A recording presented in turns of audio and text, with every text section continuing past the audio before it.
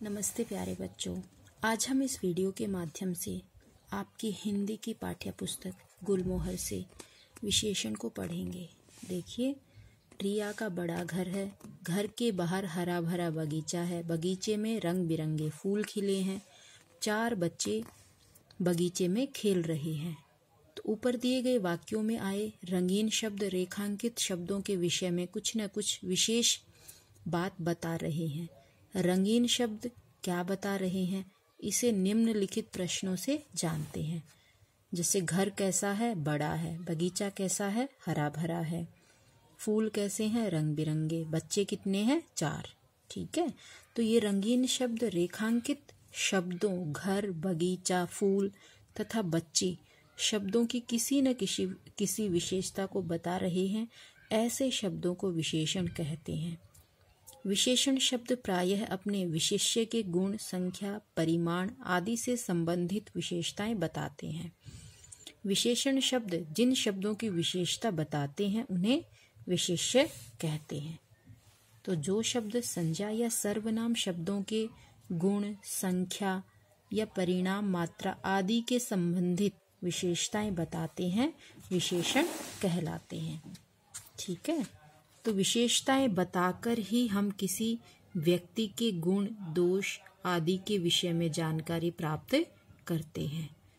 विशेषण के भेद। विशेषण के 4 भेद होते हैं: गुणवाचक, संख्यावाचक, परिमाणवाचक और सार्वनामिक। अब है गुणवाचक विशेषण। वे विशेषण शब्द जो किसी संज्ञा या सर्वनाम के गुण, दोष, आकार, रंग, रूप, अवस्था आदि के बारे में बताते हैं, गुणवाचक विशेषण कहलाते हैं। जैसे अनन्या अच्छी लड़की है। ठीक है, तो ये अनन्या के विषय में क्या बता रहे हैं, गुण बता रहे हैं अनन्या के। हंसमुख बच्चे खेल रहे हैं।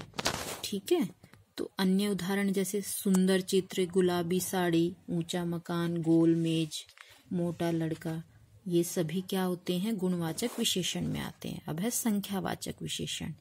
जो विशेषण शब्द किसी संज्ञा या सर्वनाम की संख्या के बारे में बताते हैं वे संख्यावाचक विशेषण कहलाते हैं।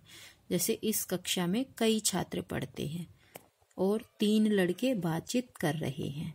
ठीक है, तो यहाँ पर एक संख्या का बोध हो रहा है, इसलिए यहाँ पर संख्यावाचक विशेषण है। आगे है परिमाणवाचक विशेषण। जो विशेषण शब्द संज्ञा या सर्वनाम शब्दों की मात्रा या परिमाण से संबंधित विशेषता के बारे में बताते हैं उन्हें परिमाणवाचक विशेषण कहते हैं। जैसे 1 मीटर कपड़ा, तो यहाँ पर कपड़े का परिमाण बताया जा रहा है। यह तालाब कम गहरा है। ठीक है, ये भी परिणाम। तो जैसे थोड़ा दूध, बहुत खाना, 3 मीटर कपड़ा, 2 लीटर दूध आदि, ये सभी परिमाणवाचक विशेषण में आते हैं। संख्यावाचक विशेषणों के विशेष्यों की संख्या को गिना जा सकता है, जबकि परिमाणवाचक विशेषणों के विशेष्यों को गिना नहीं जा सकता। उनकी केवल मापतोल ही की जा सकती है। ठीक है, जैसे रोहन के पास 3 चॉकलेट है, तो ये संख्या यहाँ पर गिन सकते हैं। माँ ने 3 किलो चीनी खरीदी, तो ये परिमाणवाचक है, उसको मापा जा सकता है। चीनी को गिन नहीं सकते हैं हम। जैसे कुछ टॉफियां मेज पर रखी हैं, तो ये भी संख्यावाचक है, उनको हम गिन सकते हैं। मुझे कुछ सामान खरीदना है, तो ये भी परिमाणवाचक विशेषण है। अब है सार्वनामिक विशेषण। वाक्यों में जब सर्वनाम शब्द विशेषण के रूप में प्रयुक्त होकर किसी अन्य संज्ञा या सर्वनाम की विशेषता बताने का कार्य करने लगते हैं, तब वे सार्वनामिक विशेषण कहे जाते हैं। जैसे यह मेरा घर है, उस ऋषि के पास चलो, तो ये सभी एक सर्वनाम विशेषण के रूप में प्रयुक्त किए गए हैं कि अन्य संज्ञा या सर्वनाम की विशेषता बताने का कार्य कर रहे हैं। जैसे इस घर की विशेषता बता रहे हैं कि यह मेरा घर है, उस ऋषि के पास चलो, तो ये उस दूसरे किसी संज्ञा या सर्वनाम की जहाँ पर विशेषता बताई जाती है वो सार्वनामिक विशेषण के अंतर्गत आता है। जैसे आपका नाम, मेरी कमीज, उनके बच्चे, ये लोग आदि। सर्वनाम और सार्वनामिक विशेषण में अंतर। उसने फूल तोड़ा, तो सर्वनाम संज्ञा के स्थान पर प्रयोग। उस लड़के ने फूल तोड़ा, तो यहाँ पर क्या है, सार्वनामिक।